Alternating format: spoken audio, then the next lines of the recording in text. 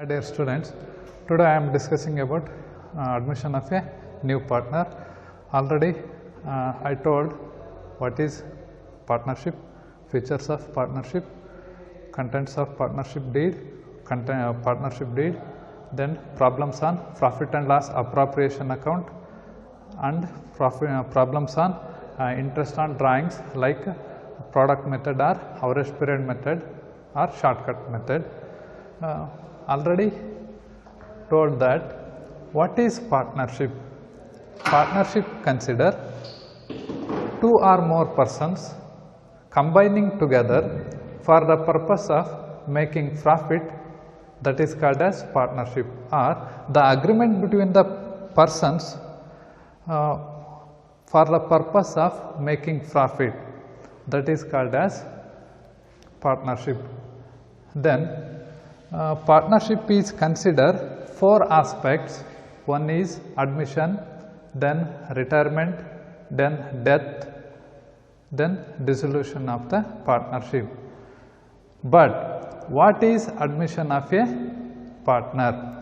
So admission of a partner nothing but new person enter into the business, that is called as admission of a partner, or new person join with the existing partners, that is called as admission of a new partners. For example, A and B are the partners in a partnership firm. C is admitted into the existing partnership, that is called as admission of a new partner. Then in these questions or in this chapters, three questions is asked. One is 12 marks question and 2 marks question and 1 marks question. Totally 15 marks questions is asked in admission of a partnership. Previous annual examination asked what is the rights for admission of a new partner. The answer is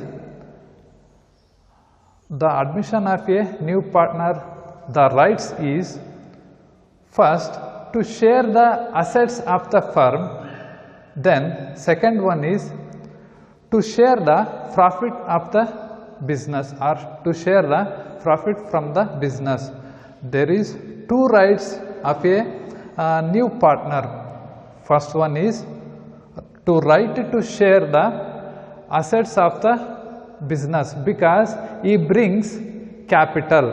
Then another one is to right to share the profits from the business. This is the answer. Then another question is asked, state any two reasons for admission of a new partner. The first reason is increase the capital. Increase the capital. First reason is increase the capital. Second one is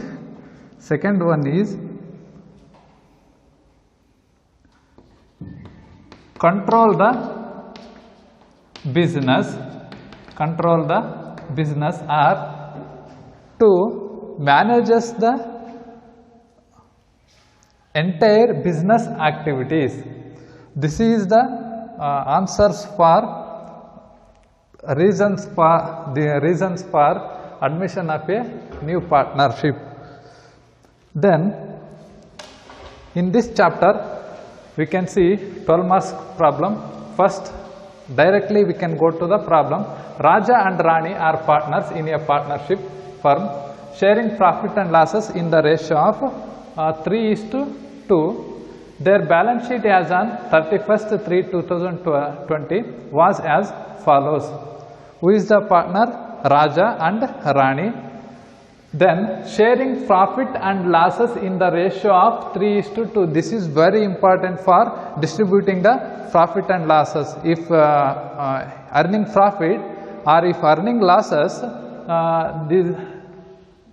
this sharing ratio is or agreed ratio is very important for distributing the profit or losses in the partnership. Their balance sheet as on 31st/3/2020 was as follows. Balance sheet, liabilities, assets, totally creditors 1,50,000, general reserve 50,000, capitals Raja 1,20,000. First, what is capital? Already I told that previous first classes in second year. Capital nothing but sum of the amount is invested by the owner, that is called as capital. Reserve fund nothing but it is a fund for utilize the emergency situation. So that is general reserve. Raja is invested 1,20,000, Rani is invested 80,000 capital for business. Then assets, cash at bank rupees 50,000, stock 50,000. Cash at bank and stock is current assets. Then furniture 1,20,000. Furniture is a fixed asset. Assets we can classify it into two types. In the last previous annual examination, annual question paper, consider write any one fixed assets or mention any one fixed assets. The fixed asset is furniture. Then debtors rupees 40,000. Debtors is a current asset. Building 1 lakh, investment 40,000. So both sides 4 lakh. Then on 1/4/2020, Mantri is admitted into the partnership. Mantri is a new partner admitted into the partnership on the following terms. First adjustment, he brings rupees 60,000 as a capital. He brings rupees 60,000 as a capital. So who is the new partner? Mantri. So Mantri brings 60,000 for brings capital for business. Then rupees 20,000 towards goodwill. Goodwill nothing but it is a intangible asset. We cannot touch and see. It is a brand name or popularity of the company. Goodwill rupees 20,000. Mantri brings rupees 20,000 goodwill for business. Second adjustment, depreciate furniture by 10%. Furniture 1,20,000. The depreciate nothing but reduce the value of the assets, that is called as depreciation. Then appreciate building by rupees 22,000. Appreciation nothing but increase the value of the asset, that is called as appreciation. Last year building the value is only 1 lakh, but present year appreciate building by rupees 22,000. Nothing but present year building value is 1,22,000. What about 22,000? It is a additional value for this year.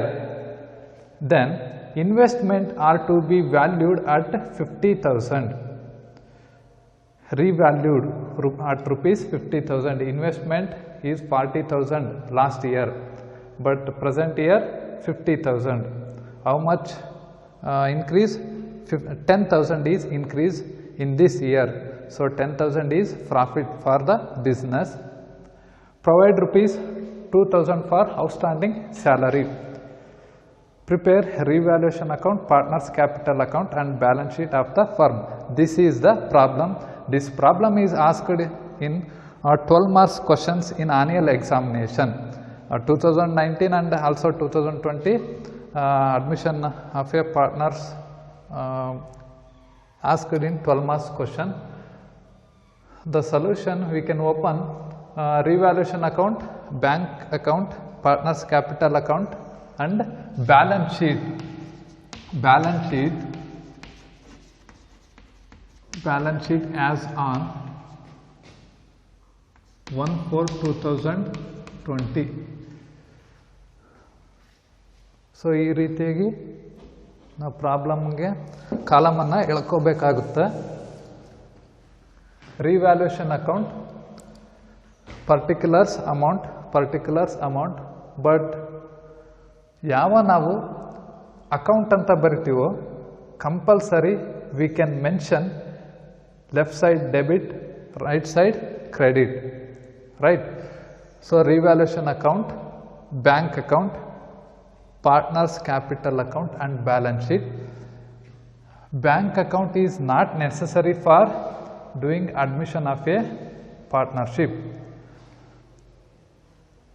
So ಈಗ ಪ್ರಾಬ್ಲಮನ್ನು one by one ನೋಡ್ತಾ ಹೋಗ್ಬೇಕು. So ಪ್ರಾಬ್ಲಮನ್ನು ಮಾಡ್ತಾ ಇದ್ದೀವಿ ಅಂದರೆ ಸ್ವಲ್ಪ ಇಷ್ಟು ಅಕೌಂಟಲ್ಲಿ ಏನಾದರೂ ಒಂದು 0 ಮಿಸ್ಟೇಕ್ ಆಯ್ತು ಅಂದ್ರೆ ಪ್ರಾಬ್ಲಮ್ ಹೋಯ್ತು, ಅರ್ಥ? ಸೊ ಹಂಗಾಗಿ ಏನು ಮಾಡಬೇಕಾಗುತ್ತೆ, ಪ್ರಾಬ್ಲಮನ್ನು ಮಾಡಬೇಕಾದ್ರೆ ಸರಿಯಾದ ರೀತಿಯಲ್ಲಿ ನಾವು ಪ್ರಾಬ್ಲಮನ್ನು ಸೊಲ್ಯೂಷನ್ ಮಾಡಬೇಕಾಗುತ್ತೆ. ಸೊ ಪ್ರತಿಯೊಂದು ಆಸ್ಪೆಕ್ಟು ಕೂಡ ಇಂಪಾರ್ಟೆಂಟ್ ಆಗುತ್ತೆ. ಇವಾಗ ಏನು ಮಾಡ್ತೀವಿ, ಇಲ್ಲಿ ಪಾರ್ಟ್ನರ್ ಯಾರಿರೋದು ರಾಜ ಮತ್ತು ರಾಣಿ ಇಬ್ಬರು ಇದ್ದಾರೆ. ಸೊ ಅವರು ಬಿಸ್ನೆಸ್ ಮಾಡ್ತಾ ಇದ್ದಾರೆ, ಪಾರ್ಟ್ನರ್ಶಿಪ್ ಅನ್ನೋ ನಾವು ಬಿಸ್ನೆಸ್ಸು. ಸೊ ಅಲ್ಲಿಗೆ ಮಂತ್ರಿಯನ್ನು ಹೊಸ್ದಾಗಿ ಸೇರಿಸ್ಕೊಳ್ತಾರೆ. ಯಾಕೆ ಸೇರಿಸ್ಕೊಳ್ತಾರೆ ಅಂದರೆ ಆಗಲೇ ಹೇಳಿದೆ ನಾನು, ಕ್ಯಾಪಿಟಲನ್ನು ಇನ್ಕ್ರೀಸ್ ಮಾಡೋದಕ್ಕೋಸ್ಕರ ಸೇರಿಸ್ಕೋಬಹುದು, ರಿಸ್ಕನ್ನು ಅವಾಯ್ಡ್ ಮಾಡೋದಕ್ಕೋಸ್ಕರ ಸೇರಿಸ್ಕೋಬಹುದು, ಬಿಸ್ನೆಸ್ಸನ್ನು ಎಕ್ಸ್ಪ್ಯಾನ್ಷನ್ ಮಾಡೋದಕ್ಕೋಸ್ಕರ ಆಗಲಿ, ಬಿಸ್ನೆಸ್ಸನ್ನು ಡೆವಲಪ್ ಮಾಡೋದಕ್ಕೋಸ್ಕರ ಆಗಲಿ, control the entire business activities.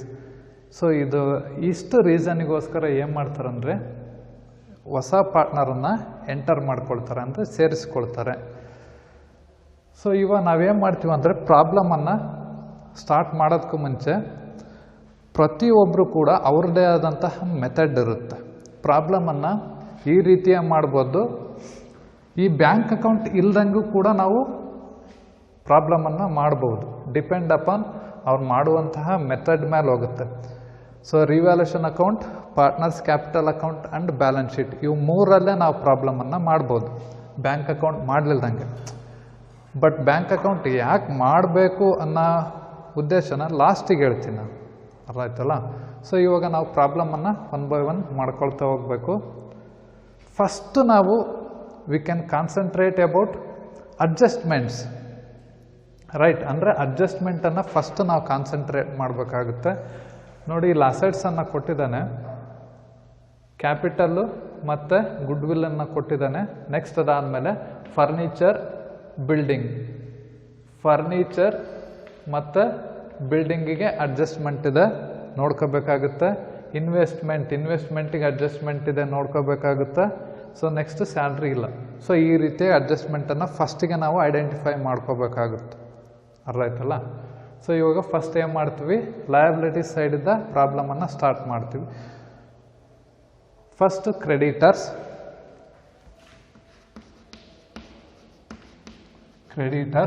rupees 1,50,000.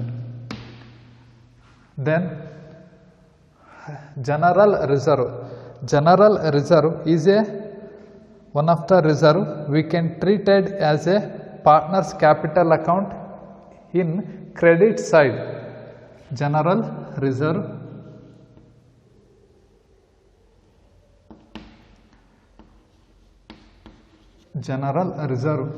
So how much? 50,000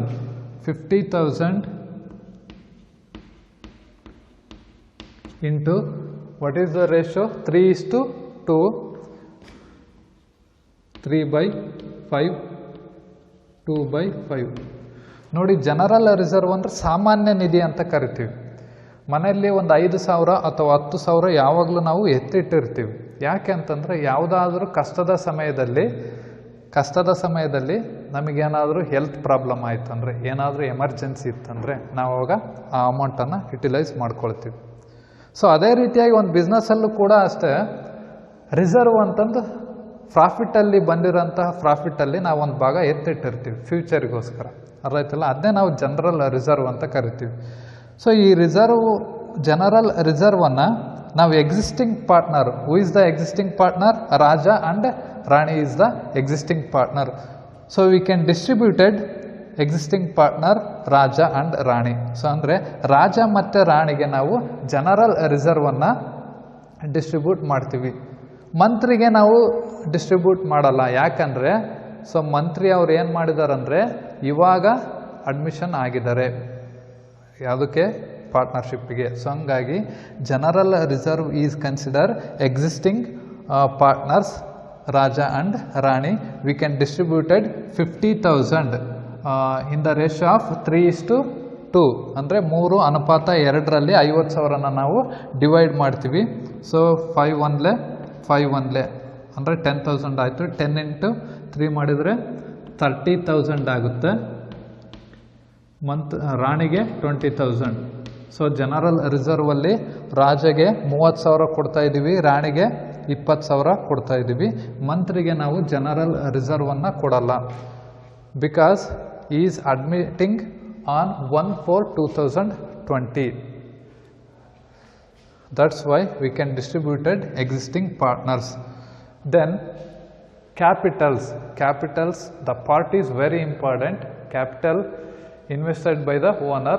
Raja 1,20,000, Rani invested 80,000. Capital is always treated partners capital account credit side. We can write it as by balance carried down. By balance carried down, Raja invested 1,20,000, Rani invested 80,000. ಅರ್ಥ ಆಯ್ತಲ್ಲ? So ಅಂದರೆ partners capital ಅಕೌಂಟನ್ನು ನಾವು partners capital ಅಕೌಂಟಲ್ಲಿ ಕ್ಯಾಪಿಟಲನ್ನು credit side use ಮಾಡ್ತೀವಿ. ಕೆಲವರು ಏನು ಮಾಡ್ತಾರಂದರೆ, ಸರ್ ಕ್ರೆಡಿಟ್ ಸೈಡೇ ಯಾಕೆ ಬರಿಬೇಕು, ಡೆಬಿಟ್ ಸೈಡ್ ಬರಿಬೋದಲ್ಲ, ಈ ಸೈಡ್ ಬರಿಬೋದಲ್ಲ, ಯಾಕೆ ಕ್ರೆಡಿಟ್ ಸೈಡೇ ಬರಿಬೇಕು? ದ ಅಕೌಂಟಿಂಗ್ ರೂಲ್ ಏನು ಹೇಳುತ್ತಂದರೆ, when the liabilities is open the account, we can treat it as liability side. When the assets is writing by balance brought down or open ಅಂದರೆ ನಾವು ಬ್ಯಾಲೆನ್ಸನ್ನು open ಮಾಡ್ತಿದ್ದೀವಿ ಅಂದರೆ ಅಸೆಟನ್ನು ನಾವು ಯಾವಾಗಲೂ ಡೆಬಿಟ್ ಸೈಡ್ ಬರಿಬೇಕಾಗುತ್ತೆ. ಸೊ ಇದು rule ಇದೆ, ಅಕೌಂಟಿಂಗ್ ರೂಲ್ ಇದು, ಅರ್ಥ ಆಯ್ತಲ್ಲ? ಸೊ ಇದು ಇಷ್ಟು. ಬೈ ಬ್ಯಾಲೆನ್ಸ್ ಬ್ರಾಡ್ ಡೌನನ್ನು ನಾವು ಏನು ಮಾಡ್ತೀವಿ, ಸೊ ರಾಜ 1,20,000, ರಾಣಿದು 80,000 ಅಂತ ಕ್ರೆಡಿಟ್ ಸೈಡ್ ಬರೆದ್ವಿ. ಜನರಲ್ ರಿಸರ್ವ್ 30,000, 20,000 ಅಂತ ಬರೆದ್ವಿ. ಸೊ ಇಷ್ಟು ಲಯಬಿಲಿಟಿ ಸೈಡ್ ಕಂಪ್ಲೀಟ್ ಆಯಿತು. Next asset side, cash at bank already open, cash at bank nothing but bank account. So assets is always open debit side, liabilities is always open credit side. So cash at bank rupees 50,000 to balance brought down 50,000 ಅಂದರೆ 50,000 ಅಂತ ಬರೆದ್ವಿ ನಾವು. So cash at ಬ್ಯಾಂಕನ್ನು ನಾವು bank account ಏನು open ಮಾಡಿದ್ದೀವಲ್ಲ, so ಅದರಲ್ಲಿ debit ಸೈಡಲ್ಲಿ 50,000 ಅಂತ ಬರೆದಿವಿ, ಅರ್ಥ ಆಯ್ತಲ್ಲ? ನೆಕ್ಸ್ಟ್ ಇನ್ನು ನಾವು ರಿಮೈನಿಂಗ್ ಅಸೆಟ್ಸನ್ನು ನಾವೇನು ಮಾಡ್ತೀವಿ, ಬ್ಯಾಲೆನ್ಸ್ ಶೀಟಲ್ಲಿ ಅಸೆಟ್ ಸೈಡ್ ಬರಿತೀವಿ. First stock rupees 50,000 outer column, no adjustment is there, 50,000. Then furniture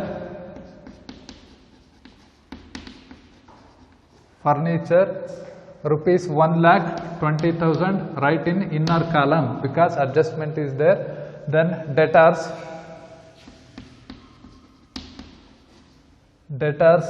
40,000 outer column, no adjustment on debtors. Next building kattada, building rupees 1 lakh inner column. Then investment adjustment is there, that's why we can write inner column 40,000. So ಇಷ್ಟು ಬರೆದ್ರೆ ನಿಮಗೆ 6 marks ಕೊಡ್ತಾರೆ.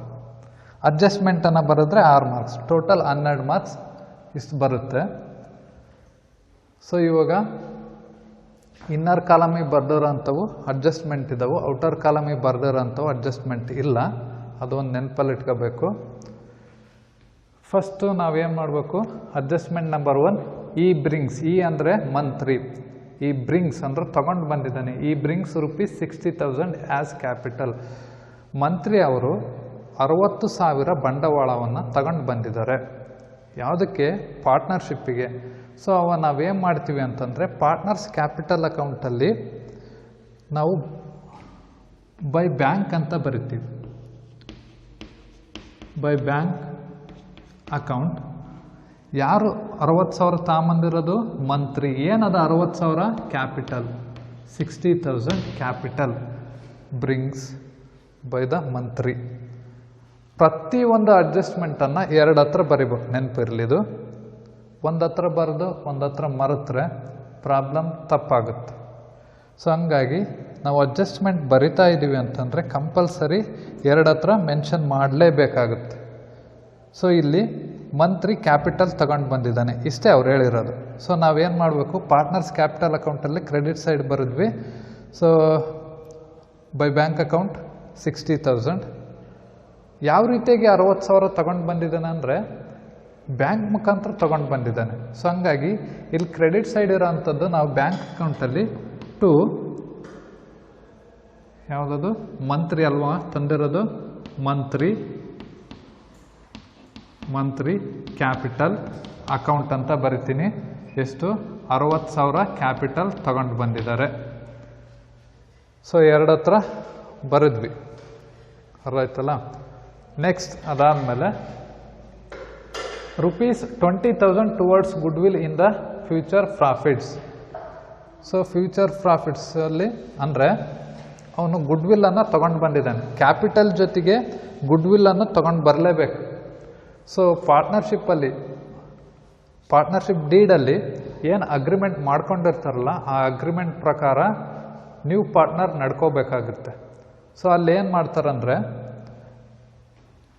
ಕೆಲವರು capital ಅಷ್ಟೇ ತೊಗೊಂಡು ಬರ್ತೀನಿ, ಅಥವಾ ಕೆಲವರು ಕ್ಯಾಪಿಟಲ್ ಮತ್ತು ಗುಡ್ ವಿಲ್ಲನ್ನು ಅಷ್ಟೇ ತೊಗೊಂಡು ಬರ್ತೀನಿ ಅಂತಂದು ಹೇಳಿರ್ತಾರೆ. ಡಿಪೆಂಡ್ ಅಪಾನ್ ಪಾರ್ಟ್ನರ್ಶಿಪ್ ಡೀಡ್, ಅರ್ಥಾಯ್ತಲ್ಲ. ಪಾಲುದಾರಿಕೆ ಒಪ್ಪಂದ ಹೇಗೆ ಹೇಳುತ್ತೋ ಆ ರೀತಿಯಾಗಿ ಸೊ ಮಾಡ್ತಾರೆ. ಇಲ್ಲಿ ಗುಡ್ ವಿಲ್ಲನ್ನು ತೊಗೊಂಡು ಬಂದಿದ್ದೇನೆ. ಎಷ್ಟು? 20,000ನ ನಾವು ಗುಡ್ ವಿಲ್ಲನ್ನು ಇದೇ ರೀತಿಯಾಗಿ ಟ್ರೀಟ್ ಮಾಡ್ತೀವಿ. ಸೊ ಪಾರ್ಟ್ನರ್ಸ್ ಕ್ಯಾಪಿಟಲ್ ಅಕೌಂಟಲ್ಲಿ ಕ್ರೆಡಿಟ್ ಸೈಡಲ್ಲಿ ನಾವು ಗುಡ್ ವಿಲ್ ಅಂತ ಬರಿತೀವಿ. But goodwill nothing but intangible asset. Goodwill is a fixed asset, intangible asset ಆಗುತ್ತೆ, ಅರ್ಥಾಯ್ತಲ್ಲ. ಗುಡ್ ವಿಲ್ ಅನ್ನೋದು ಕೀರ್ತಿ ಮೌಲ್ಯ ಅಂತಲೂ ಕೂಡ ಕರಿತೀವಿ ಕನ್ನಡದಲ್ಲಿ. ಸ್ಥಿರ ಆಸ್ತಿ ಗುಡ್ ವಿಲ್ ಅನ್ನೋದು. ಸೊ ಈ ಗುಡ್ ವಿಲ್ಲು ಹೊಸದಾಗಿ ಬಂದಿರೋಂಥ ಪಾರ್ಟ್ನರ್ ಅರ್ನ್ ಮಾಡಿರೋದಲ್ಲ, ಆಲ್ರೆಡಿ ಗುಡ್ ವಿಲ್ ಇದೆ. ಗುಡ್ ವಿಲ್ ಅಂದರೆ ಸಿಂಪಲ್ಲಾಗಿ ಹೇಳ್ಬೇಕಂದ್ರೆ BS ಚನ್ನಬಸಪ್ಪ ಆ್ಯಂಡ್ ಸನ್ಸ್ ದಾವಣಗೆರೆಯಲ್ಲಿ ಒಳ್ಳೆ ಬಟ್ಟೆ ಅಂಗಡಿ ಅಥವಾ ಹೆಸರು ಮಾಡಿರೋ ಬಟ್ಟೆ ಅಂಗಡಿ ಅಂದರೆ ಎಲ್ಲರೂ ಹೇಳೋದು BS ಚನ್ನಬಸಪ್ಪ ಅಂಗಡಿ. ಅದನ್ನೇ ಯಾಕೆ ಹೇಳ್ತಾರೆ ಅಂದರೆ ಆಲ್ರೆಡಿ ಹೆಸರು ಮಾಡಿದೆ. ಆ ಹೆಸರು ಏನಿದೆಯಲ್ಲ ಅದನ್ನ ನಾವು ಗುಡ್ ವಿಲ್ ಅಂತ ಕರಿತೀವಿ, ಕೀರ್ತಿ ಮೌಲ್ಯ, ವ್ಯಾಲ್ಯೂ ಅಂತ ಕರಿತೀವಿ, ಅರ್ಥ ಆಯ್ತಲ್ಲ. ಸೊ ಇಲ್ಲಿ ಅಷ್ಟೇ ಏನಂದರೆ ಗುಡ್ ವಿಲ್ ಅಂತಂದರೆ it is an intangible asset. So already partnership ಗುಡ್ ವಿಲ್ಲನ್ನು ಅರ್ನ್ ಮಾಡಿದೆ. ನ್ಯೂ ಪಾರ್ಟ್ನರ್ ಏನು ಮಾಡ್ತಾನಂದರೆ ಜಾಯ್ನ್ ಆಗಬೇಕಾದ್ರೆ ಬಿಸ್ನೆಸ್ಸಿಗೆ ಅವನು ಗುಡ್ ವಿಲ್ಲನ್ನು ತೊಗೊಂಡು ಬಂದಿದ್ದಾನೆ. ಬಟ್ ತೊಗೊಂಡು ಬಂದಿರೋಂತಹ ಗುಡ್ ವಿಲ್ಲನ್ನು ಅವನಿಗೆ ಡಿಸ್ಟ್ರಿಬ್ಯೂಟ್ ಮಾಡಲ್ಲ, ಎಕ್ಸಿಸ್ಟಿಂಗ್ ಪಾರ್ಟ್ನರ್ಸಿಗೆ ಡಿಸ್ಟ್ರಿಬ್ಯೂಟ್ ಮಾಡ್ತೀವಿ. ಎಕ್ಸಿಸ್ಟಿಂಗ್ ಪಾರ್ಟ್ನರ್ಸ್ ಅಂದರೆ ರಾಜ ಮತ್ತು ರಾಣಿ ಅವರಿಗೆ ನಾವೇನು ಮಾಡ್ತೀವಿ, ಗುಡ್ ವಿಲ್ಲನ್ನು ಡಿಸ್ಟ್ರಿಬ್ಯೂಟ್ ಮಾಡ್ತೀವಿ, ನೆನ್ಪಿಟ್ಕೊಳ್ಳಿ, ಅರ್ಥ ಆಯ್ತಲ್ಲ. ಸೊ ಇಲ್ಲಿ ಗುಡ್ ವಿಲ್ ಅಕೌಂಟ್ ಅಂತ ಬರೆದು, ಸೊ ಗುಡ್ ವಿಲ್ ಎಷ್ಟಿರೋದು 20,000 ಇದೆ. 20,000 ಯಾವ ರೀತಿಯ ಡಿಸ್ಟ್ರಿಬ್ಯೂಟ್ ಮಾಡ್ತೀವಿ, 3/5, 2/5. ಸೊ ಅದಕ್ಕೆ ನಾನು ಹೇಳಿದ್ದು ರೇಷಿಯೋ ತುಂಬ ಇಂಪಾರ್ಟೆಂಟು. ಸೊ ಇಲ್ಲಿ 20,000ಗೆ ಎಷ್ಟಾಗುತ್ತೆ, 5 1 5, 4 20, 4 3 12, ಅಂದರೆ 12,000 ರಾಜನಿಗೆ, ರಾಣಿಗೆ ರಿಮೈನಿಂಗ್ 8,000. ಸೊ ಇಷ್ಟು ಗುಡ್ ವಿಲ್ಲನ್ನು ನಾವು ಎಕ್ಸಿಸ್ಟಿಂಗ್ ಪಾರ್ಟ್ನರ್ಸಿಗೆ ಕೊಡ್ತೀವಿ. ಸೊ ಇದು ಒಂದು ಹತ್ರ ಆಯಿತು. ನೆಕ್ಸ್ಟ್ ಇನ್ನೊಂದು ಹತ್ರ ಬರೀಬೇಕು. ಸೇಮ್ ನಾವು ಕ್ಯಾಪಿಟಲನ್ನು ಯಾವ ರೀತಿಯಾಗಿ ಟ್ರೀಟ್ ಮಾಡ್ತೀವೋ ಅದೇ ರೀತಿಯಾಗಿ ಗುಡ್ ವಿಲ್ಲನ್ನು ಕೂಡ ಟ್ರೀಟ್ ಮಾಡ್ತೀವಿ.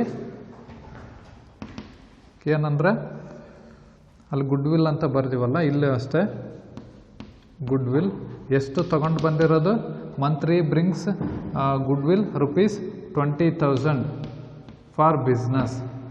ಸೊ ಇದು ಫಸ್ಟ್ ಅಡ್ಜಸ್ಟ್ಮೆಂಟ್ ಮುಗೀತು. ನೋಡಿ, ಎರಡು ಹತ್ರ ಬರಿತೀವಿ. ಪ್ರತಿಯೊಂದು ಅಡ್ಜಸ್ಟ್ಮೆಂಟನ್ನು ಕ್ಯಾಪಿಟಲನ್ನು partners capital account credit side ಬರೆದ್ವಿ, ಬ್ಯಾಂಕ್ ಅಕೌಂಟಲ್ಲಿ ಡೆಬಿಟ್ ಸೈಡ್ ಬರೆದ್ವಿ. ನೆಕ್ಸ್ಟು ಗುಡ್ ವಿಲ್ಲನ್ನು partners capital account credit side ಬರೆದ್ವಿ ಮತ್ತು ಬ್ಯಾಂಕ್ ಅಕೌಂಟಲ್ಲಿ ಡೆಬಿಟ್ ಸೈಡ್ ಬರೆದ್ವಿ. ಸೊ ಇಷ್ಟು. Next second adjustment, depreciate furniture by 10%. Depreciation nothing but reduce the value of the asset, that is called as depreciation. So first, furniture. Last year the furniture value is 1,20,000, but in this year 10% is reduces depreciation at 10%. ಅಂದರೆ 1,20,000ರಲ್ಲಿ 10% ಕಡಿಮೆ ಆಗಿದೆ ಈ ವರ್ಷ. So ಅಂದರೆ ಎಷ್ಟು ಕಡಿಮೆ ಆಗಿದೆ? 10% ಅಂದರೆ 1,20,000ಕ್ಕೆ 10% ಅಂದರೆ 12,000 ಆಗುತ್ತೆ. 1,20,000ದಲ್ಲಿ 10% 12,000ವನ್ನು ಕಳೆದ್ರೆ ಇನ್ನು ಉಳಿಯೋದೆಷ್ಟು? 1,08,000, 1,08,000.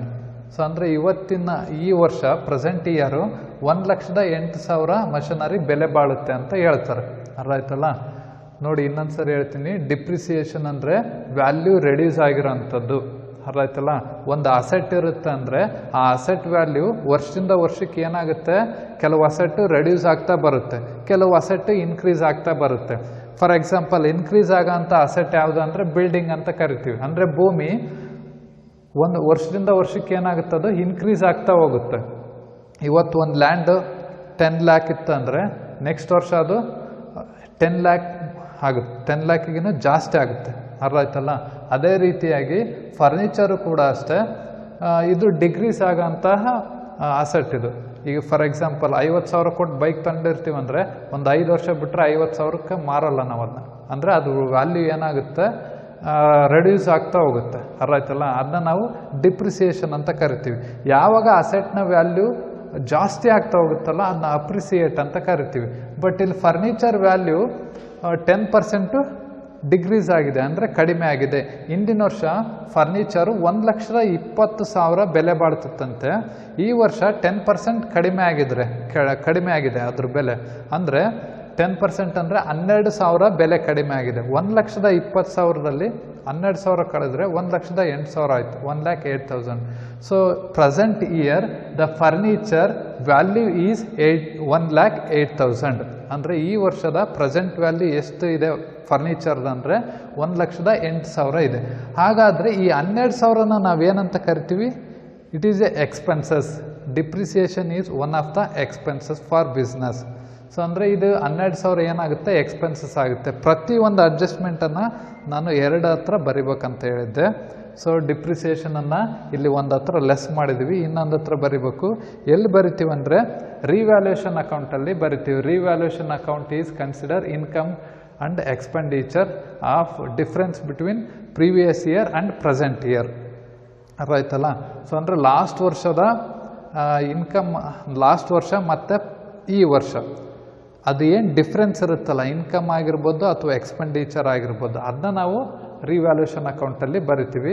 So 12,000 depreciation, it is one of the expenses for business. That's why we can write revaluation account debit side, right? Sir, debit ಸೈಡೇ ಯಾಕೆ ಬರಿಬೇಕು ಅಂತ ಕೆಲವರು ಕ್ವಶನ್ ಕೇಳ್ತಾರೆ. ಬಟ್ ಫಸ್ಟ್ PUC ಅಕೌಂಟೆನ್ಸಿಯಲ್ಲಿ ನಾನು ಆಲ್ರೆಡಿ ಅಕೌಂಟ್ಸ್ ಬಗ್ಗೆ ರೂಲ್ಸ್ ಹೇಳಿದ್ದೆ. Debit is consider expenses, credit is consider income.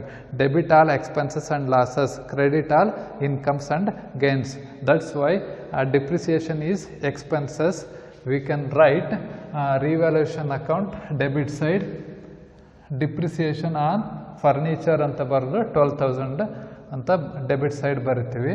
So ಇಲ್ಲಿ ನಾನು ಡೈರೆಕ್ಟ್ ಫರ್ನಿಚರ್ ಅಂತಲೇ ಬರಿತೀನಿ. ಆ್ಯಕ್ಚುಲಿ ಅದನ್ನ ಡಿಪ್ರಿಸಿಯೇಷನ್ ಆನ್ ಫರ್ನಿಚರ್ ಅಂತ ಬರಿಬೇಕು, ಜಾಗ ಶಾರ್ಟೇಜ್ ಇದೆ. ಸೊ ಹಂಗಾಗಿ ಫರ್ನಿಚರ್ ಅಂತ ಬರಿತೀನಿ. ಫರ್ನಿಚರ್ ಎಷ್ಟು 12,000. ಸೊ 2 ಹತ್ರ ಆಯ್ತಲ್ಲ. ನೆಕ್ಸ್ಟ್ ಅದಾದಮೇಲೆ ಅಪ್ರಿಸಿಯೇಟ್ ಬಿಲ್ಡಿಂಗ್ ಬೈ ರುಪೀಸ್ 22,000 ಅಂದರೆ last year building value is 1 lakh. In this year 22,000 is appreciated. ಅಂದರೆ ಲಾಸ್ಟ್ ವರ್ಷ ಬಿಲ್ಡಿಂಗು 1 ಲಕ್ಷ ರೂಪಾಯಿ ಬೆಲೆ ಬಾಳ್ತಿತ್ತು, ಈ ವರ್ಷ ಅದ್ರ ಬೆಲೆ 22,000 ರೂಪಾಯಿ ಜಾಸ್ತಿ ಆಗಿದೆ ಅಂತ ಹೇಳಿದ್ದಾನೆ. ಹಾಗಾದರೆ ಎಷ್ಟಾಗುತ್ತೆ ಈ ವರ್ಷದ ಬೆಲೆ ಬಿಲ್ಡಿಂಗ್ದು ಅಂದರೆ 1,22,000 ಆಗುತ್ತೆ. ಅರ್ಥಾಯ್ತಲ್ಲ. ಅಂದರೆ appreciation nothing but increase the value of the asset, that is called as appreciation. So last year building value is 1 lakh. Present year appreciation 22,000 on building. ಅಂದರೆ 22,000 ರೂಪಾಯಿ ಜಾಸ್ತಿ ಆಗಿದೆ. ಹಾಗಾದರೆ ಈ ವರ್ಷ ಬಿಲ್ಡಿಂಗ್ ಎಷ್ಟು ಬೆಲೆ ಬಾಳುತ್ತೆ? 1,22,000. 1,22,000 ಈ ವರ್ಷ ಬಿಲ್ಡಿಂಗ್ ಬೆಲೆ ಬಾಳೋದು. ಹಿಂದಿನ ವರ್ಷ 1 ಲಕ್ಷ ರೂಪಾಯಿ ಬೆಲೆ ಬಾಳ್ತಿತ್ತು, ಈ ವರ್ಷ 22,000 ಇನ್ಕ್ರೀಸ್ ಆಗಿದೆ, ಆರ್ ಅಪ್ರಿಸಿಯೇಷನ್ ಆಗಿದೆ. ಹಂಗಾಗಿ 1,22,000 ರೂಪಾಯಿ ಬೆಲೆ ಬಾಳುತ್ತೆ. ಈ ಇನ್ಕ್ರೀಸ್ ಆಯ್ತಲ್ಲ 22,000, how much is increase? 22,000. So ಈ 22,000ನ ನಾವು ಇನ್ಕಮ್ ಅಂತ ಕರಿತೀವಿ. ಅರ್ಥಾಯ್ತಲ್ಲ. ಸೊ ಆ ಇನ್ಕಮನ್ನು ನಾವು ಎಲ್ಲಿ ಟ್ರೀಟ್ ಮಾಡ್ತೀವಿ ಅಂದರೆ ರಿವ್ಯಾಲ್ಯೂಷನ್ ಅಕೌಂಟ್ ಕ್ರೆಡಿಟ್ ಸೈಡನ್ನು ಟ್ರೀಟ್ ಮಾಡ್ತೀವಿ. ಸೊ ಯಾಕೆ ಕ್ರೆಡಿಟ್ ಸೈಡ್ ಟ್ರೀಟ್ ಮಾಡ್ತೀವಿ ಅಂದರೆ ರೂಲ್ ಏನು ಹೇಳುತ್ತೆ ಅಂದರೆ ನಮಗೇನಾದರೂ ಇನ್ಕಮ್ ಬಂದರೆ ನಾವೇನು ಮಾಡ್ತೀವಿ, ಕ್ರೆಡಿಟ್ ಸೈಡನ್ನು ಟ್ರೀಟ್ ಮಾಡ್ತೀವಿ ಅಕೌಂಟಲ್ಲಿ. ಇನ್ ಕೇಸ್ ನಮಗೇನಾದರೂ ಎಕ್ಸ್ಪೆನ್ಸ್ ಆಯಿತು ಅಥವಾ ಲಾಸಸ್ ಆಯಿತು ಅಂತಂದರೆ ನಾವು ಡೆಬಿಟ್ ಸೈಡ್ ಟ್ರೀಟ್ ಮಾಡ್ತೀವಿ. Debit is expenses and losses, credit is incomes and gains. ಅರ್ಥಾಯ್ತಲ್ಲ. ಸೊ ಬಿಲ್ಡಿಂಗ್ 22,000 ನಾವು ಜಸ್ಟ್ ಇನ್ಕಮ್ ಅಷ್ಟೇ ಬರಿತೀವಿ ಇಲ್ಲಿ. ಕೆಲವ್ರು ಏನು ಮಾಡ್ತಾರಂದರೆ ಪ್ರಾಬ್ಲಮ್ ಮಾಡಬೇಕಾದ್ರೆ ಭಾಳ ಸ್ಟೂಡೆಂಟ್ಸನ್ನು ಅಬ್ಸರ್ವ್ ಮಾಡಿರ್ತೀವಿ, ವ್ಯಾಲ್ಯೂಷನ್ನಲ್ಲಿ ಹೋದಾಗಲೂ ಕೂಡ ಅಬ್ಸರ್ವ್ ಮಾಡಿರ್ತೀವಿ. ಏನಂತಂದರೆ ಟೋಟಲ್ ಅಮೌಂಟನ್ನು ಈ ಅಮೌಂಟನ್ನು ಅವ್ರು ಏನು ಮಾಡ್ತಾರೆ, ರಿವ್ಯಾಲ್ಯೂಷನ್ ಅಕೌಂಟಿಗೆ ಬರೀತಾರೆ. That is wrong. Revaluation account is consider only difference between previous year and present year income and expenditure. ಅರ್ಥಾಯ್ತಲ್ಲ. ಸೊ ಅಂದರೆ ರಿವ್ಯಾಲ್ಯೂಷನ್ ಅಕೌಂಟು ಇನ್ಕಮ್ ಎಷ್ಟಾಯಿತು ಅಥವಾ ಎಕ್ಸ್ಪೆನ್ಸಸ್ ಎಷ್ಟಾಯಿತು ಅನ್ನೋದನ್ನು ಮಾತ್ರ ಬರಿತೀವಿ ನಾವಿಲ್ಲಿ ರಿವ್ಯಾಲ್ಯೂಷನ್ ಅಕೌಂಟಲ್ಲಿ. ಅರ್ಥಾಯ್ತಲ್ಲ. ನೋಡಿ ಅಲ್ಲಿ ಫರ್ನಿಚರ್ 1,20,000 ಇತ್ತು, 10% ಡಿಪ್ರಿಸಿಯೇಷನ್ ಅಂತ ಹೇಳಿದ್ದೀವಿ. ಹಂಗಾಗಿ 1,20,000ಕ್ಕೆ 10% ಅಂದರೆ 12,000 ಆಗುತ್ತೆ. 12,000ನ ಮಾತ್ರ ನಾವು ಡೆಬಿಟ್ ಸೈಡ್ ಬರೆದಿದ್ದೀವಿ. ಅರ್ಥಾಯ್ತಲ್ಲ. ಸೊ ಅದೇ ರೀತಿಯಾಗಿ ಬಿಲ್ಡಿಂಗು ಲಾಸ್ಟ್ ಇಯರು 1 lakh ಇತ್ತು. ನೆಕ್ಸ್ಟು ಅಪ್ರಿಸಿಯೇಷನ್ ಎಷ್ಟಾಗಿದೆ ಅಂತ ಹೇಳಿದರೆ 22,000, 22,000 ಜಾಸ್ತಿ ಆಗಿದೆ ಅಂತಂದು ಹೇಳಿದ್ದಾರೆ. ಹಂಗಾಗಿ ನಾವು 22,000 ನಮಗೆ ಇನ್ಕಮ್ ಆಗುತ್ತೆ. ಆ ಇನ್ಕಮನ್ನು ಮಾತ್ರ ನಾವು ಬರಿತೀವಿ ಎಲ್ಲಿ, ಕ್ರೆಡಿಟ್ ಸೈಡಲ್ಲಿ. ಏನಂತ ಬರಿತೀವಿ? ಬೈ. ಕೆಲವರು NCERT ಸಿಲೆಬಸ್ ಬಂದಾಗಳಿಂದ ಟು ಅಥವಾ ಬೈ ಬರಿಬೇಕೋ ಬೇಡ ಅನ್ನೋ ಕನ್ಫ್ಯೂಷನ್ನಲ್ಲೂ ಕೂಡ ಇದ್ದಾರೆ. ಕೆಲವರು ಬರೀತಾರೆ, ಕೆಲವರು ಬರೆಯಲ್ಲ. ಬಟ್ ಬರೆಯೋಂಥದ್ದು ಆ್ಯಸ್ ಪರ್ ರೂಲ್ ಬರೆಯೋಂಥದ್ದು ತುಂಬ ಒಳ್ಳೆಯದು. ನಾವು ಇಷ್ಟೆಲ್ಲ ಕ್ಯಾಲ್ಕುಲೇಟ್ ಮಾಡ್ತಾ ಇದ್ದೀವಿ ಅಂತಂದರೆ ಯಾವುದ್ರ ಬೇಸ್ ಮೇಲೆ ಅಂದರೆ ಜರ್ನಲ್ ಎಂಟ್ರಿ ಬೇಸ್ ಮೇಲೆ ನಾವೆಲ್ಲ ಇದನ್ನ ಪ್ರಾಬ್ಲಮ್ ಮಾಡ್ತಾ ಇರೋದು. ಅರ್ಥಾಯ್ತಲ್ಲ. ಸೊ ಹಂಗಾಗಿ ಜರ್ನಲ್ ಎಂಟ್ರಿ ಬರಿಬೇಕಾದ್ರೆ ನಾವು ಡೆಬಿಟು ಮತ್ತು ಕ್ರೆಡಿಟು ಬರೀಲೇಬೇಕು. ಡೆಬಿಟ್ ಕ್ರೆಡಿಟ್ ಇಲ್ದಂಗೆ ನಾವು ಜರ್ನಲ್ ಎಂಟ್ರಿ ಮಾಡೋಕ್ಕೆ ಸಾಧ್ಯನೇ ಇಲ್ಲ. ಸೊ ಹಂಗಾಗಿ ಡೆಬಿಟ್ ಕ್ರೆಡಿಟ್ ನಾವು ಕಂಪಲ್ಸರಿಯಾಗಿ ಕನ್ಸಿಡರ್ ಮಾಡ್ತೀವಿ ಅಂದರೆ ಟು ಮತ್ತು ಬೈ ಕನ್ಸಿಡರ್ ಮಾಡಲೇಬೇಕಾಗುತ್ತೆ. ಅರ್ಥಾಯ್ತಲ್ಲ. ಸೊ ಬೈ ಬಿಲ್ಡಿಂಗ್ ಅಂತ ಬರಿತೀವಿ. ಸೊ ಇದನ್ನ ಹೆಂಗೆ ಬರಿಬೇಕಂದ್ರೆ ಬೈ ಅಪ್ರಿಸಿಯೇಷನ್ ಬಿಲ್ಡಿಂಗ್ ಅಂತ ಬರಿಬೇಕು ಕರೆಕ್ಟಾಗಿ. ಅರ್ಥಾಯ್ತಲ್ಲ. ಸೊ 22,000 ನಮಗೇನಾಗುತ್ತದು ಇನ್ಕಮ್ ಆಗುತ್ತೆ. ನೋಡಿ, ನಮಗೆ ಇನ್ಕಮ್ ಆಗಿರೋದು ಕ್ರೆಡಿಟ್ ಸೈಡ್ ಬರಿತೀವಿ, ನಮಗೆ ಎಕ್ಸ್ಪೆನ್ಸಸ್ ಆಗಿರೋದು ಡೆಬಿಟ್ ಸೈಡ್ ಬರಿತೀವಿ. ಸೊ ಡಿಪ್ರಿಸಿಯೇಷನ್ ನಮಗೆ ಎಕ್ಸ್ಪೆನ್ಸಸ್ ಆಗಿದೆ, ಬಿಲ್ಡಿಂಗ್ ಅಪ್ರಿಸಿಯೇಷನ್ ನಮಗೆ ಇನ್ಕಮ್ ಆಗಿದೆ. Next adjustment, investment are to be revalued at rupees 50,000. Last year investment rupees 40,000, but present year the investment value is 50,000. Rupees 10,000 increases the investment value. ಅಂದರೆ last year investment 40,000 ಇತ್ತು ಅಂತ ಹೇಳಿದ್ದಾರೆ. But ಈ ವರ್ಷ revalue ಮರು ಮೌಲ್ಯೀಕರಣ, ಅರ್ಥ ಆಯ್ತಲ್ಲ? ಸೊ ಅಂದರೆ ಪುನಃ ಮೌಲ್ಯೀಕರಣ ಮಾಡಿದರೆ ಇನ್ವೆಸ್ಟ್ಮೆಂಟನ್ನು 40,000 ಇರುವಂಥ ಇನ್ವೆಸ್ಟ್ಮೆಂಟು ಪ್ರೆಸೆಂಟ್ ಇಯರು 50,000 ಆಗಿದೆ. ಅಂದರೆ 10,000 ಜಾಸ್ತಿ ಆಗಿದೆ ಅಂತ ಹೇಳ್ತಾರೆ. ಆ 10,000 ಜಾಸ್ತಿ ಆದರೆ ನಾವು ಅದನ್ನ 10,000ನ ಆ್ಯಡ್ ಮಾಡ್ತೀವಿ. ಏನಂತ? ರಿವ್ಯಾಲ್ಯೂಡ್ ಅಂತಲೇ ಬರಿತೀವಿ. Revalue rupees 10,000. Total outer column is consider investment rupees 50,000. ಅಂದರೆ ಇನ್ವೆಸ್ಟ್ಮೆಂಟ್ನ ವ್ಯಾಲ್ಯೂ 50,000 ರೂಪಾಯಿ ಆಯಿತು. ಹಿಂದಿನ ವರ್ಷ 40,000 ಇತ್ತು, ಈ ವರ್ಷ 10,000 ಇನ್ಕ್ರೀಸ್ ಆಗಿದೆ.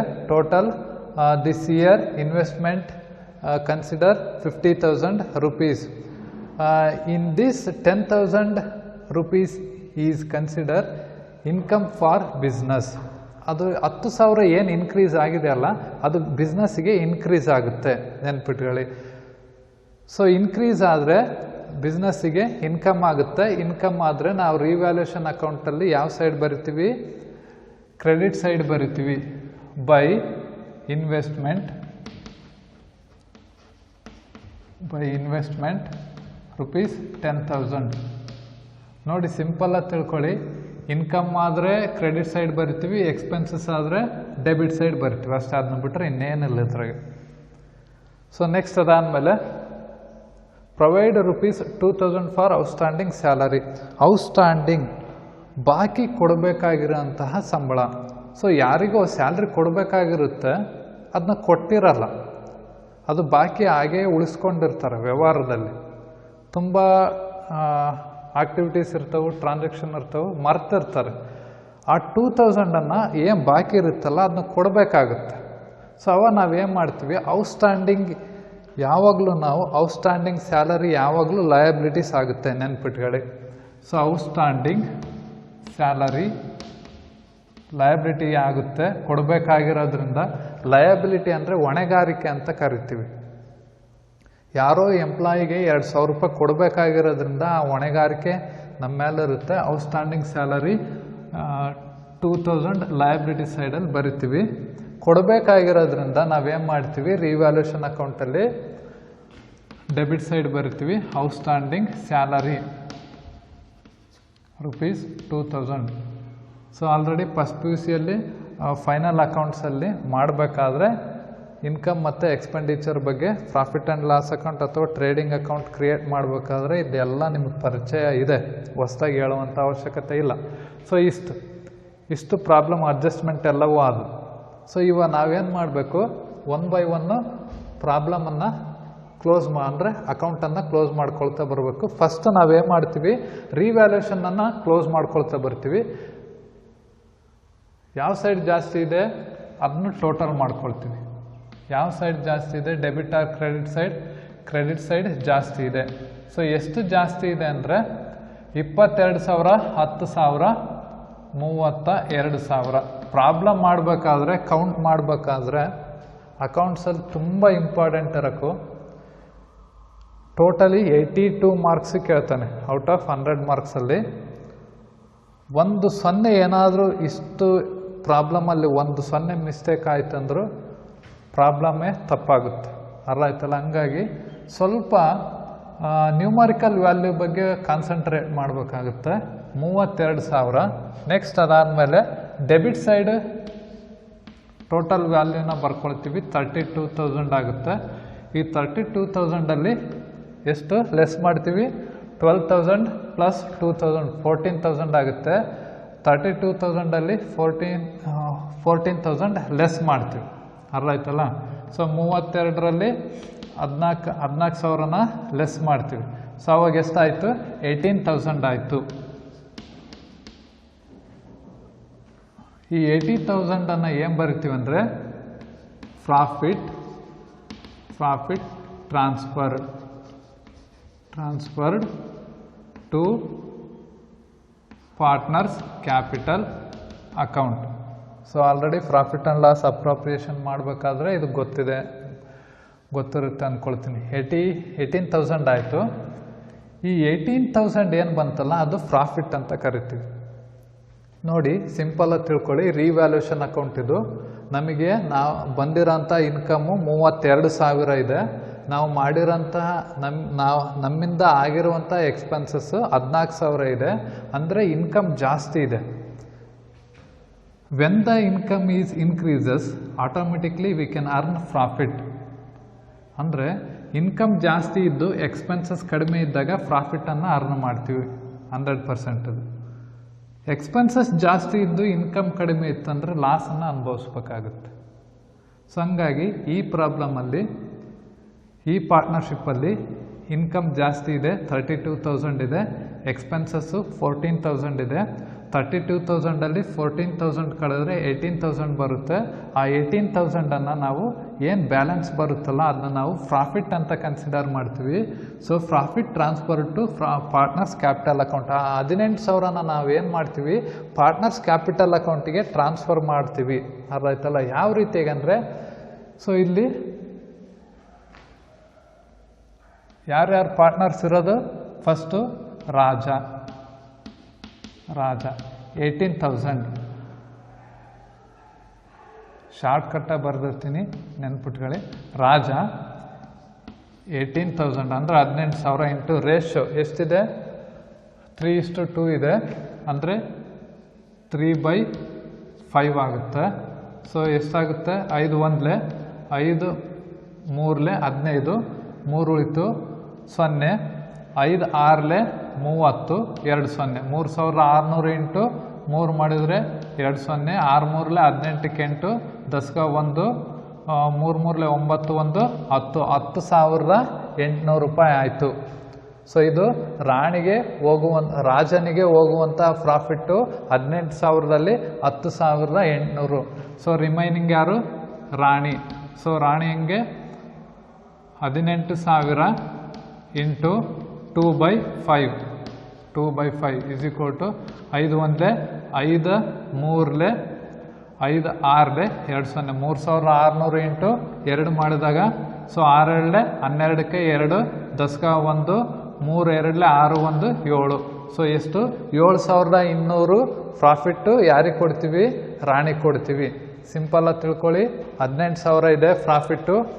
ಇರುವಂತಹ 18,000ದಲ್ಲಿ ರಾಜನಿಗೆ 10,800 ರೂಪಾಯಿ ಕೊಡ್ತೀವಿ, ರಾಣಿಗೆ 7,200 ರೂಪಾಯಿ ಕೊಡ್ತೀವಿ. ಸೊ ಇಷ್ಟು. ಸೊ ಇದು ಯಾವ ಸೈಡ್ ಇದೆ? ಡೆಬಿಟ್ ಸೈಡ್ ಇದೆ. ನಾವೇನು ಮಾಡ್ತೀವಿ? ಇನ್ ಕೇಸ್ ಪ್ರಾಫಿಟ್ ಬಂದರೆ ನಾವು ಪಾರ್ಟ್ನರ್ಸ್ ಕ್ಯಾಪಿಟಲ್ ಅಕೌಂಟಲ್ಲಿ ಕ್ರೆಡಿಟ್ ಸೈಡ್ ಡಿಸ್ಟ್ರಿಬ್ಯೂಟ್ ಮಾಡ್ತೀವಿ. ಸೊ ಏನಂತ ಬರಿತೀವಿ? ಯಾವ ಅಕೌಂಟಿಂದ ಬರ್ತಿರೋದು? ರಿವ್ಯಾಲ್ಯೂಷನ್ ಅಕೌಂಟಿಂದ ಬರ್ತಾ ಇರೋದು. ಸೊ ಹಂಗಾಗಿ ನಾವು ರಿವ್ಯಾಲ್ಯೂಯೇಷನ್ ಅಕೌಂಟ್ ಅಂತ ಬರಿತೀವಿ. Revaluation account.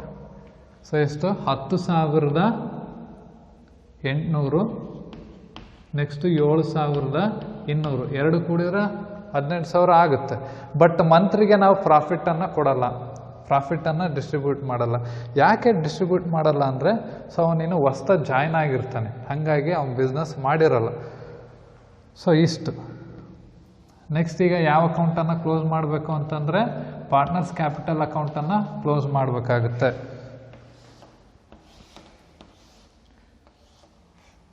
Total partners capital account ಯಾವ ಸೈಡ್ ಜಾಸ್ತಿ ಇದೆ? Credit side. ಡೆಬಿಟ್ ಸೈಡ್ ಏನೂ ಬರೆದಿಲ್ಲ. ಅಕಸ್ಮಾತ್ ಗುಡ್ ವಿಲ್ಲನ್ನು ಕೊಟ್ಟಿರೋಂಥದ್ದು, goodwill is withdrawn by the old partners ಅಂತ ಏನಾದರೂ ಕೇಳಿದರೆ ನಾವು ಡೆಬಿಟ್ ಸೈಡ್ ಬರಿತೀವಿ. ಅಕಸ್ಮಾತ್ revaluation account is suffering from losses, we can write partners capital account debit side. ಏನಾದರೂ ಲಾಸ್ ಬಂತಂದರೆ ನಾವು ಡೆಬಿಟ್ ಸೈಡ್ ಬರಿತೀವಿ. ಇನ್ ಕೇಸ್ ಪ್ರಾಫಿಟ್ ಬಂದಿರೋದ್ರಿಂದ ಈ ಪ್ರಾಬ್ಲಮಲ್ಲಿ ಕ್ರೆಡಿಟ್ ಸೈಡ್ ಬರ್ತೀವಿ. ಸೊ ಎಷ್ಟು ಟೋಟಲ್ ಮಾಡ್ತೀವಿ? 1,20,000, 30,000, 1,50,000, 1,50,000, 12,000, 1,62,000, 1,62,000 ಪ್ಲಸ್ 10,800, 1,72,800. ಕರೆಕ್ಟಾ? 50, 62, 72, 800. ನೆಕ್ಸ್ಟ್ ಅದಾದಮೇಲೆ ರಾಣಿದು 80,000, 20,000, 1,00,000, 1,08,000, 1,00,000 ಮತ್ತು 7,200, 1,08,000, 1,15,200. ನೆಕ್ಸ್ಟು 60,000. ಪ್ರಾಬ್ಲಮ್ ಮಾಡಬೇಕಾದ್ರೆ ಇನ್ ಕೇಸ್ ಏನಾದರೂ ಕ್ಯಾಲ್ಕುಲೇಟ್ ಮಾಡೋದು ತಪ್ಪಾಯ್ತಂದರೆ ಪ್ರಾಬ್ಲಮ್ ಆನ್ಸರ್ ತಪ್ಪಾಗುತ್ತೆ. ಅರ್ಥ ಆಯ್ತಲ್ಲ? ಪ್ರಾಬ್ಲಮ್ ಮಾಡಬೇಕಾದ್ರೆ ಸ್ವಲ್ಪ ಸ್ಲೋ ಆದರೂ ಪರವಾಗಿಲ್ಲ, ಪ್ರಾಬ್ಲಮನ್ನು ಕರೆಕ್ಟಾಗಿ ಮಾಡಬೇಕಾಗುತ್ತೆ. ನೆಕ್ಸ್ಟ್ ಅದಾದಮೇಲೆ ಟೋಟಲನ್ನು ಬರ್ಕೊಳ್ತೀವಿ. 1,72,800. ನೆಕ್ಸ್ಟ್ 1,15,200, 60,000. ಸೊ ಇದನ್ನ ನಾವು ಬ್ಯಾಲೆನ್ಸ್ ಮಾಡ್ತೀವಿ. 1,72,800, 1,15,200, 60,000. This is, we can write to balance carry down. So ಇದನ್ನ ನಾವೇನು ಮಾಡ್ತೀವಿ? ಕ್ಯಾಪಿಟಲ್ ಅಂತ ಕನ್ಸಿಡರ್ ಮಾಡ್ತೀವಿ ನೆಕ್ಸ್ಟ್ ಇಯರ್ಗೆ. ಸೊ ಲಯಬಿಲಿಟಿ ಸೈಡ್ ಬರ್ತೀವಿ capitals. Under that Raja. So ರಾಜದೆಷ್ಟಿದೆ? 1,72,800, 1,72,800. ನೆಕ್ಸ್ಟು ರಾಣಿದು 1,15,200. ರಾಣಿ 1,15,200. ನೆಕ್ಸ್ಟ್ ಮಂತ್ರಿ 60,000, ಮಂತ್ರಿ 60,000. ಇವಾಗ ನಾವು ಟೋಟಲ್ ಮಾಡಿ ಔಟರ್ ಕಾಲಮಿಗೆ ಬರಿತೀವಿ. ಟೋಟಲ್ ಕ್ಯಾಪಿಟಲ್ ಎಷ್ಟಾಯಿತು? 2 0, 8, 2, 10, 0, 10, 1, 3, 3, 5, 8. ನೆಕ್ಸ್ಟ್ 7, 1, 8, 8, 6, 14ಕ್ಕೆ 4, 10, 1, 3,48,000 ಆಯಿತು. ನೆಕ್ಸ್ಟ್ ಅದಾದಮೇಲೆ ಬ್ಯಾಂಕ್ ಅಕೌಂಟನ್ನು ಕ್ಲೋಸ್ ಮಾಡ್ತೀವಿ. ಸೊ 50,000, 60,000, 20,000. 50, 60, 1, 10 ಪ್ಲಸ್ 20, 1, 30, 1,30,000. 1,30,000ನ ನಾವು ಕ್ರೆಡಿಟ್ ಸೈಡ್ ಬರ್ಕೊಳ್ತೀವಿ. 1,30,000ನ ಬ್ಯಾಲೆನ್ಸ್ ಮಾಡ್ತೀವಿ. ಇದನ್ನೇನಂತ ಬರಿತೀವಿ ಅಂದರೆ by balance carry down. So ಇದನ್ನ ನಾವೇನು ಮಾಡ್ತೀವಿ? ಸೊ ಅಸೆಟ್ ಸೈಡಲ್ಲಿ ಫಸ್ಟಿಗೆನೇ ಬರಿತೀವಿ. ಏನಂದರೆ ಬ್ಯಾಂಕ್ ಅಂತ ಬರಿತೀವಿ. ಸೊ ಬ್ಯಾಂಕ್ ಅಂತ ಬರೆದು 1,30,000 ಬರಿತೀವಿ. ಸೊ ಇಷ್ಟಿದು. ಈಗ 3 ಅಕೌಂಟು ಕ್ಲೋಸ್ ಆದವು. ಇವಾಗ ಟೋಟಲ್ ಮಾಡಬೇಕಾಗುತ್ತೆ.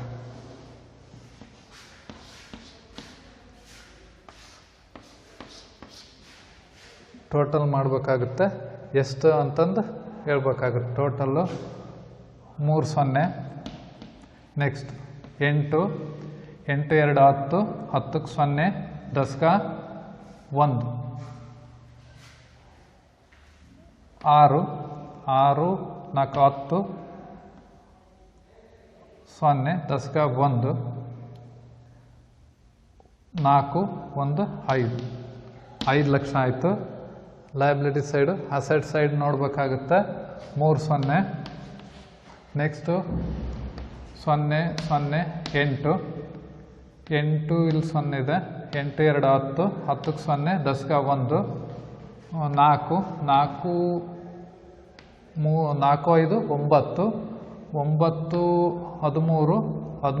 15, 15, 5, 20, 0, 10, 1, 1, 1, 2, 2, 1, 3, 3,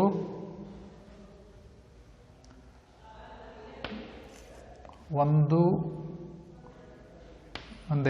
ಎರಡು 1 3 2 5 ಟೋಟಲ್ ಅಸೆಟ್ ಮತ್ತು ಲಯಬಿಲಿಟೀಸ್ ಎರಡು ಕಡೆ 5 lakh ಬಂತು. ಇದೇನು ಆನ್ಸರ್ ಬರುತ್ತಲ್ಲ ಟ್ಯಾಲಿ ಆಯಿತು ಅಂದರೆ ಬೋತ್ ಸೈಡ್ ಸೇಮ್ ಇತ್ತಂದರೆ ನಿಮಗೆ 12 ಮಾರ್ಕ್ಸು ನೀವು ಮಾಡಿರೋಂಥದ್ದು ಕರೆಕ್ಟ್ ಇದೆ ಅಂತ. ಅಕಸ್ಮಾತ್ ಇದರಲ್ಲಿ ಏನಾದರೂ ಡಿಫ್ರೆನ್ಸ್ ಬಂತಂದರೆ ಪ್ರಾಬ್ಲಮ್ ರಾಂಗ್ ಇದೆ, ಅರ್ಥ ಆಯ್ತಲ್ಲ. ಟೋಟಲ್ ಇಷ್ಟು ಅಡ್ಮಿಷನ್ ಆಫ್ ಪಾರ್ಟ್ನರ್ಶಿಪ್ಪಲ್ಲಿ ಪ್ರಾಬ್ಲಮ್ ಮಾಡಬೇಕಾಗಿರೋಂಥದ್ದು ತುಂಬ ಕ್ರಿಟಿಕಲ್ ಇರೋಂಥದ್ದು. ಅರ್ಥ ಮಾಡಿಕೊಂಡ್ರೆ ಈಸಿ ಆಗುತ್ತೆ, ಬಟ್ ಎಷ್ಟೇ ಅರ್ಥ ಮಾಡಿಕೊಂಡ್ರೂ ಕೂಡ ಈ ಪ್ರಾಬ್ಲಮ್ ಮಾಡಬೇಕಾದ್ರೆ ಸ್ವಲ್ಪ ನ್ಯೂಮರಿಕಲ್ ವ್ಯಾಲ್ಯೂಸನ್ನು ನಾವೇನಾದರೂ ಚೇಂಜ್ ಮಾಡಿದ್ವಿ ಅಂತಂದರೆ ಡೆಫಿನೆಟಾಗಿ ಪ್ರಾಬ್ಲಮ್ ಟ್ಯಾಲಿ ಆಗಲ್ಲ. ಟೋಟಲ್ ನಮ್ಗೆ ಪ್ರಾಬ್ಲಮ್ ಸರಿ ಆಗಿದೆನೋ ಅಥವಾ ತಪ್ಪಾಗಿದೆನೋ ಅಂತ ಲಾಸ್ಟಿಗೆ ಗೊತ್ತಾಗುತ್ತೆ.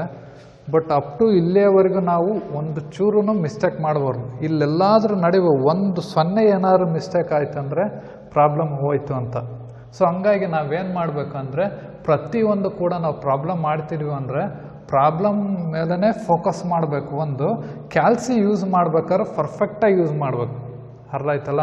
ಆದಷ್ಟು ನಾವೇನು ಮಾಡ್ತೀವಿ ಅಂದರೆ ಎಲ್ಲದಕ್ಕೂ ಕ್ಯಾಲ್ಸಿ ಯೂಸ್ ಮಾಡೋಕ್ಕೆ ಹೋಗಬೇಡಿ. ಫಾರ್ ಎಕ್ಸಾಂಪಲ್ ಈ ಗುಡ್ ವಿಲ್ 20,000 ಇಂಟು 3/5 2/5 ಇಂಥವು ಏನಾದರೂ ಅಪ್ಲೈ ಮಾಡೋದು ಅಂದರೆ ಆದಷ್ಟು ಕೈಲೇ ಅಂದರೆ ಟ್ರೈ ಮಾಡೋಕ್ಕೆ ಮಾಡಿ, ಕ್ಯಾಲ್ಸಿ ಮೇಲೆ ಡಿಪೆಂಡ್ ಆಗೋಕ್ಕೆ ಹೋಗಬೇಡಿ.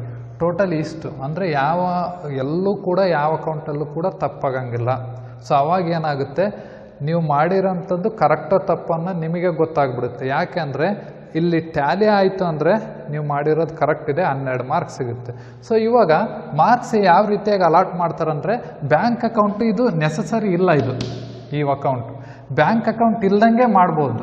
ಯಾವ ರೀತಿಯಾಗಿ ಅಂದರೆ ಇಲ್ಲಿ ಬ್ಯಾಂಕ್ ಅಕೌಂಟಲ್ಲಿ 50,000 60,000 20,000 ಅಂತ ಬರ್ದಿವಲ್ಲ, NCERT ಸಿಲೆಬಸ್ಸಲ್ಲಿ ಹೊಸ ಸಿಲೆಬಸ್ಸಲ್ಲಿ ಏನು ಮಾಡಿದಾನಂದರೆ ಬ್ಯಾಂಕ್ ಅಕೌಂಟ್ ಅಂತ ಬರೆದು ಇಲ್ಲಿ 50 + 60 + 20. ಸೊ ಈ ರೀತಿಯಾಗೆ ಬರ್ಕೊಂಡು ಬಿಡ್ತಾರೆ ಕೆಲವರು. ಈ ಅಕೌಂಟನ್ನು ಓಪನ್ ಮಾಡೋದೇ ಇಲ್ಲ. ಸೊ ಫಸ್ಟ್ ಪ್ರಾಬ್ಲಮ್ ಆಗಿರೋದ್ರಿಂದ ನಾನು ಇದ್ರ ಬಗ್ಗೆ ಡೀಪಾಗಿ ಹೇಳ್ತಾ ಇದ್ದೀನಿ. ಸೊ ಕೆಲವ್ರು ಏನು ಮಾಡ್ತಾರಂದರೆ ಈ ರೀತಿಯಾಗಿ ಮಾಡಿದ್ರು ಕರೆಕ್ಟೇ. ಸೊ ಇಲ್ಲಿ ಮಾರ್ಕ್ಸ್ ಯಾವ ರೀತಿಯಾಗಿ ಅಲಾಟ್ ಆಗ್ತವೆ ಅಂತಂದರೆ ಇದಕ್ಕೆ 4 ಮಾರ್ಕ್ಸು, ಇದಕ್ಕೆ 2 ಮಾರ್ಕ್ಸು, ಇದಕ್ಕೆ 6 marks, total 12 marks admission of ಪಾರ್ಟ್ನರ್ಶಿಪ್ಪಲ್ಲಿ ಬರುತ್ತೆ. ಸೊ ಇಷ್ಟು admission of partnership related problems. This is very important problem in the last previous annual examination 2019 and also 2020 consider admission based on admission of a new partner. So this is admission of a partnership class. Thank you.